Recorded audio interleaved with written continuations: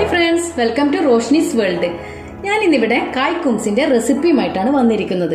അപ്പോൾ എൻ്റെ ചാനൽ നിങ്ങൾ ആദ്യമായിട്ടാണ് കാണുന്നതെങ്കിൽ ഒന്ന് ലൈക്ക് ചെയ്യാനും സബ്സ്ക്രൈബ് ചെയ്യാനും മറക്കല്ലേ. അപ്പോൾ നമുക്ക് വീഡിയോയിലേക്ക് കിടക്കാം. അപ്പോൾ ഞാൻ കായ് കുംസ് ഉണ്ടാക്കാൻ വേണ്ടിയിട്ട് ഒരു പഴമാണ് എടുക്കുന്നത്. അപ്പോൾ നിങ്ങൾ നമ്മളിപ്പോൾ കായ്പോളക്കൊക്കെ എടുക്കുന്ന ആ ഒരു പരുവത്തിലുള്ള പഴം എടുക്കാൻ നോക്കുക. ഈ ഒരു പഴുപ്പേ വേണ്ടു, കൂടുതൽ പഴുക്കേ വേണ്ട, കൂടുതൽ പഴുപ്പില്ലാതെ ആവരുത്, അങ്ങനെയുള്ള ആ രീതിക്കുള്ള പഴം എടുക്കാം. അപ്പോൾ നമുക്ക് ഈ പഴം ഒന്ന് കട്ട് ചെയ്തെടുക്കാം. ഇപ്പം നമ്മൾ സാധാരണ കായ്പോളൊക്കെ കട്ട് ചെയ്യില്ലേ, ഇങ്ങനെ വരയിട്ടിട്ട് അതേപോലെ ഒരു 4 വരയിട്ട് കൊടുക്കാം. എന്നിട്ടിതാ ഈ ഒരു കണക്കിന് കട്ട് ചെയ്തെടുക്കാം. ഞാനിപ്പോൾ എല്ലാം ഇങ്ങനെ ഇതുപോലെ കട്ട് ചെയ്തെടുക്കട്ടെ. കായ്പോളയുടെ പരുവത്തിൽ കട്ട് ചെയ്ത് വെച്ചിട്ടുണ്ട്. ഇനി നമുക്കൊന്ന് ഫ്രൈ ചെയ്തെടുക്കാം. അപ്പം ഞാനിപ്പോൾ പാന് വെച്ചിട്ടുണ്ട്. ഇനി ഇതിലേക്ക് ഞാൻ 1 ടേബിൾ സ്പൂൺ ഗീയാണ് ചേർത്ത് കൊടുക്കുന്നത്. ഇനി ഇതിലേക്ക് വേണം നമുക്ക് പഴം ഇട്ടിട്ടൊന്ന് വാട്ടിയെടുക്കാം. ഇനി കട്ട് ചെയ്ത് വെച്ച പഴം ഇതിലേക്ക് അങ്ങ് ഇട്ട് കൊടുക്കാം. അപ്പോൾ ഇത് നമ്മൾ ഹൈ ഫ്ലെയിമിൽ ഇട്ട് കഴിഞ്ഞിട്ട് പിന്നെ എണ്ണയൊക്കെ ഒന്ന് ചൂടായി കഴിഞ്ഞാൽ പിന്നെ ഒന്ന് മീഡിയം ഫ്ലെയിമിലിട്ട് ഇടാൻ നോക്കണേ, അല്ലെങ്കിൽ പിന്നെ വല്ലാതെ അങ്ങ് കുക്കായി പോകും. പിന്നെ ഒരു കാര്യം ശ്രദ്ധിക്കേണ്ടതെന്ന് വെച്ചാൽ ഇത് നന്നായിട്ട് അങ്ങ് ഗോൾഡൻ ഫ്രൈ ഒന്നും ആവണ്ട. ഏകദേശം ഒന്ന് വഴറ്റി വരുന്ന സമയത്ത് നമുക്കിങ്ങനെ ഇതുപോലെ ഇങ്ങനെ വിട്ട് കിട്ടണം. അല്ലെങ്കിൽ കൂടുതൽ നമ്മൾ വഴറ്റി എടുക്കുമ്പോൾ അതങ്ങ് സ്റ്റിക്കായി പോകും. അങ്ങനെ ആവണ്ട. നമുക്ക് ഒന്നിങ്ങനെ വിട്ട് വരുന്ന പരുവത്തിലാവുമ്പോൾ നമുക്ക് ഈ ഫ്രൈ ചെയ്യുന്നത് അങ്ങ് നിർത്തിക്കളയാം. ഇപ്പൊ കണ്ടോ, ഇത് കണ്ടോ തമ്മിൽ ഒട്ടാൻ തുടങ്ങി. ആ ടൈമിന് നമുക്കിതങ്ങ് ഫ്ലെയിം അങ്ങ് ഓഫ് ചെയ്യാം. പിന്നെ ഇത് തണിയാൻ വെക്കുന്ന സമയത്ത് നമ്മൾ ഇതിനെ ഒന്ന് ഇങ്ങനെ ചെരിച്ച് വെച്ചെടുത്തിട്ട് ഇതിങ്ങനെ പതുക്കെ അങ്ങോട്ടേക്ക് ആക്കി വെച്ചാൽ ഇതിലുള്ള എക്സസ് ഓയിലൊക്കെ ഒന്നിങ്ങനെ താഴോട്ടേക്ക് വരും. അത് കൂടുതൽ എണ്ണ പിടിക്കേണ്ടെന്ന് വെച്ചിട്ട് ഞാൻ പറയുന്നതേ ഉള്ളൂ. വേണ്ടുന്ന അത് കുഴപ്പമില്ലെങ്കിൽ അങ്ങനെ വെച്ചാലും കുഴപ്പമില്ല. പിന്നെ ഇതേ അടുപ്പ് തന്നെ വെക്കാനും നിൽക്കരുത്, ഒന്ന് മാറ്റി വെക്കാൻ നോക്കാം. അപ്പോൾ കണ്ടോ എക്സസ് ഓയിലൊക്കെ ഇങ്ങനെ താഴോട്ട് വരുന്നുണ്ടോ, അതേ രീതിക്ക് വെക്കാൻ നോക്കാം. ഇനി നമുക്ക് മറ്റുള്ള പ്രിപ്പറേഷനിലേക്ക് പോകാം. മൈദ ഒന്ന് അരിച്ചെടുക്കണം. 3 ടേബിൾ സ്പൂൺ മൈദയാണ് വേണ്ടത്. അപ്പോൾ അരിച്ചെടുക്കുമ്പോൾ നല്ല ഫൈനായിട്ട് ചിലപ്പോൾ ഇങ്ങനെ ഒരു കട്ട പോലെ ഉണ്ടാവില്ല, അതിന് വേണ്ടിയാണ് അരിച്ചെടുക്കുന്നത്. അപ്പോൾ ഞാൻ 3 ടേബിൾ സ്പൂണാണ് എടുക്കുന്നത്. 3 ടേബിൾ സ്പൂൺ എടുക്കുമ്പോൾ നല്ല കുമിച്ചെടുക്കാൻ നോക്കണം. നമ്മളിങ്ങനെ വടിച്ചെടുക്കാൻ നിൽക്കരുത്, നല്ലോണം ഇങ്ങനെ കുമിച്ചെടുക്കണം കേട്ടോ. അപ്പോൾ നമ്മൾ എടുക്കുമ്പോൾ ഇങ്ങനെ ഒരു കൈപ്പിടിയിൽ ഉണ്ടായിരിക്കണം, അതിനാണ് കുമിച്ചെടുക്കാന്ന് പറയുന്നത്. അപ്പോൾ ഇങ്ങനെ എടുക്കാം. എന്നിട്ട് ഇതൊന്ന് നമുക്കൊന്ന് അരിച്ചെടുക്കാം.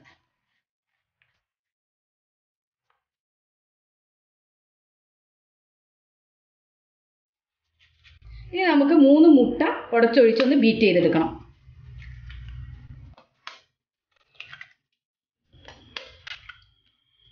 അപ്പോൾ ഇത് നന്നായിട്ടൊന്ന് ബീറ്റ് ചെയ്തെടുക്കണം. നമുക്കൊരു ഹാൻഡ് വിസ്കോ അല്ലെങ്കിൽ ബീറ്ററോ ഉപയോഗിച്ചിട്ട് നന്നായിട്ട് അടിച്ചെടുക്കാം. പക്ഷേ എളുപ്പം നമുക്ക് ബീറ്റർ ഉപയോഗിക്കുന്നതാണ്. അപ്പോൾ ഞാനിപ്പം ബീറ്റർ ഉപയോഗിച്ചിട്ടാണ് ഉപയോഗിക്കുന്നത്. നല്ല സ്പീഡിലിട്ടിട്ട് ആദ്യം അടിക്കാം, പിന്നെ നമുക്കത് സ്ലോ ആക്കാം.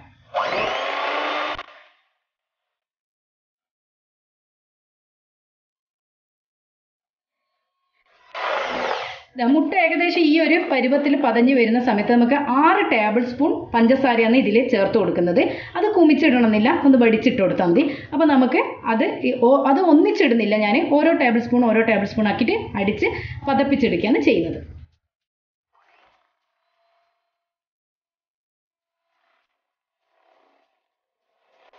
ഇത് നമ്മളിങ്ങനെ അടിച്ചുകൊണ്ട് എടുക്കുന്ന സമയത്തായിരിക്കണേ ഇതിങ്ങനെ ഓരോരോ സ്പൂണാക്കിയിട്ട് ഇട്ട് കൊടുക്കേണ്ടത്.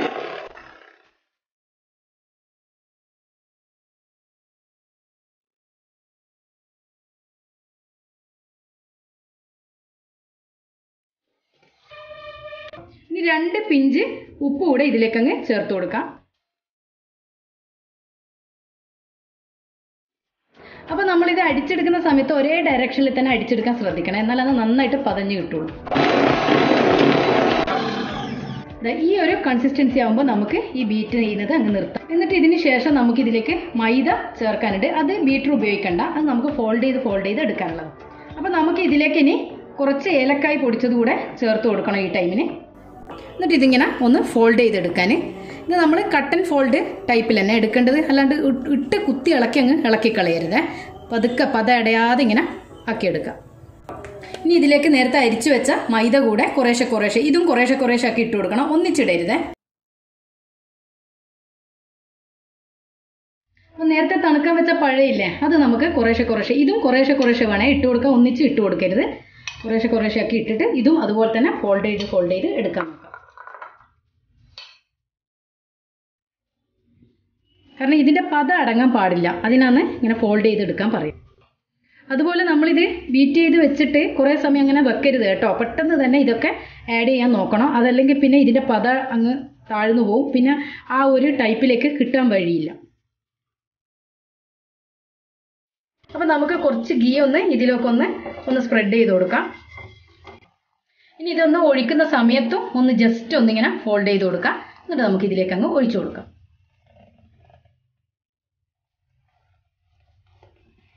അപ്പോൾ ഇത് നമുക്കൊന്ന് പതുക്കെ ഒന്നിങ്ങനെ ടാപ്പ് ചെയ്ത് കൊടുക്കണേ. ഇതിൻ്റെ മുകളിൽ വെച്ചിട്ട് ഒന്നിങ്ങനെ പതുക്കെ ടാപ്പ് ചെയ്ത് കൊടുക്കാം. എന്താ വെച്ചാൽ എയർ ബബിൾസ് ഉണ്ടെങ്കിൽ പോകാൻ വേണ്ടിയിട്ട്, അല്ലെങ്കിൽ പിന്നെ ആയിക്കഴിഞ്ഞാൽ ഒരു വല്ലാണ്ട് പോകും. അപ്പോൾ ഒന്നിങ്ങനെ തട്ടും. നമുക്കിതൊരു 20-25 മിനിറ്റോളം ഒന്ന് ബേക്ക് ചെയ്തെടുക്കാം. ഇതൊന്ന് അടച്ചു വെക്കട്ടെ. ലോ ഫ്ലെയിമിൽ തന്നെ ഇടാൻ ശ്രദ്ധിക്കണേ. പിന്നെ ഇതൊരു 5 മിനിറ്റ് നമുക്കിതിങ്ങനെ ലോ ഫ്ലെയിമിൽ ഇട്ടിട്ട് നമുക്കിത് കുറച്ച് സമയം കഴിഞ്ഞ് കഴിഞ്ഞാൽ ഞാൻ ഇതിൻ്റെ അടിയിലൊരു കനലുള്ള എന്തെങ്കിലും ഒരു തവയോ എന്തെങ്കിലും ഒന്ന് വെച്ചിട്ട് അതിൻ്റെ മുകളിലാണ് ഇതെടുത്തിട്ട് വെച്ച് കൊടുക്കാൻ. എന്താണെന്ന് പറഞ്ഞാൽ തീ ഒന്ന് കൺട്രോൾ ചെയ്യേണ്ടിയിട്ടാണ്. അപ്പോൾ 5 മിനിറ്റിന് ശേഷം ഞാനിവിടെ ഒരു കല്ല് ചൂടാൻ വെച്ചിട്ടുണ്ട്, ഒരു തവ വെച്ചിട്ടുണ്ട്. നമ്മൾ ഉപയോഗിക്കാത്ത തവയാണ്.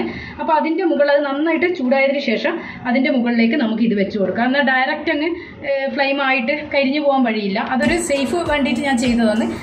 നമ്മളൊരു സേഫ്റ്റിക്ക് വേണ്ടി ചെയ്തതാണ്. അപ്പോൾ നിങ്ങളും അതുപോലെ വേണമെങ്കിൽ ചെയ്യാം. അതെല്ലാം നിങ്ങളെ ഫ്ലെയിം കൺട്രോൾ ആവുന്നുണ്ടെങ്കിൽ നിങ്ങൾക്ക് അങ്ങനെയും ചെയ്യാം. ഏത് വേണമെങ്കിലും ചൂസ് ചെയ്യാം. ഇനി ഒരു ഏകദേശം ഒരു 20 മിനിറ്റോളം ഇതിങ്ങനെ കിടക്കട്ടെ. ആയിട്ടുണ്ട്. അപ്പോൾ ഏകദേശം ഇതാക്കണ്ട ഒക്കെ സൈഡിൽ നിന്നൊക്കെ വിട്ട് വരുന്നുണ്ട്. കേട്ടോ, സൈഡിൽ നിന്നൊക്കെ ഇങ്ങനെ ഇളക്കുമ്പോൾ ഇങ്ങനെ വിട്ട് വരുന്നുണ്ട്. ഇതിപ്പോൾ ഏകദേശം ഒരു 25 മിനിറ്റ് ആയിട്ടുണ്ട്. ഞാനൊരു ടൂത്ത് പിക്ക് വെച്ചിട്ട് ഇതിനൊന്ന് സെൻറ്ററിലൊന്ന് കുത്തി നോക്കുന്നുണ്ട്. അപ്പോൾ ഇതിങ്ങനെ എടുക്കുന്ന സമയത്ത് കണ്ടോ, ഇതിൻ്റെ മുകളിൽ ഒന്നുമില്ല. അങ്ങനെ ഉണ്ടെങ്കിൽ ഇത് വെന്ത് എന്നാണ് അർത്ഥം. അപ്പോൾ നമുക്കിത് ഫ്ലെയിം ഓഫ് ചെയ്യാം. എനിക്കിത് കുത്തി നോക്കിയിട്ട് നിങ്ങൾക്ക് ചിലപ്പോൾ ഫ്ലെയിമിൻ്റെ വേരിയേഷൻ കൊണ്ട് ചിലപ്പോൾ വേവാനേ അങ്ങോട്ടും ഇങ്ങോട്ടും ടൈം ആവും. അങ്ങനെ ആയിട്ടില്ലെങ്കിൽ നിങ്ങൾ എന്താ ചെയ്യേണ്ടതെന്ന് പറഞ്ഞാൽ കുറച്ച് സമയം കൂടെ ഇതേ കല്ലിൽ തന്നെ ഇങ്ങനെ വെച്ചിരിക്കുക. എന്നിട്ട് ഒന്നുകൂടി ഇത് കുത്തി നോക്കി ടൂത്ത് പിക്കിൽ പറ്റിയിട്ടില്ലെങ്കിൽ അത് ഫ്ലെയിം ഓഫ് ചെയ്യുക. അപ്പോൾ കറക്റ്റ് ആയിട്ടുണ്ടാവും. കണ്ടോ, ഇപ്പോൾ ഇത് കണ്ടോ കറക്റ്റ് ആയിട്ടുണ്ട്. ഇതൊക്കെ സൈഡിൽ നിന്നൊക്കെ വിട്ട് വരുന്നുണ്ട്. ഇനി നമുക്കിത് ഫ്ലെയിം ഓഫ് ചെയ്ത് ഇതൊന്ന് തണുക്കട്ടെ. തണുത്തതിന് ശേഷം മാത്രമേ തന്നെ പാനിൽ നിന്ന് എടുക്കാൻ പാടുള്ളൂ. അതല്ലെങ്കിൽ അവിടെയൊക്കെ പിടിച്ചിരിക്കും.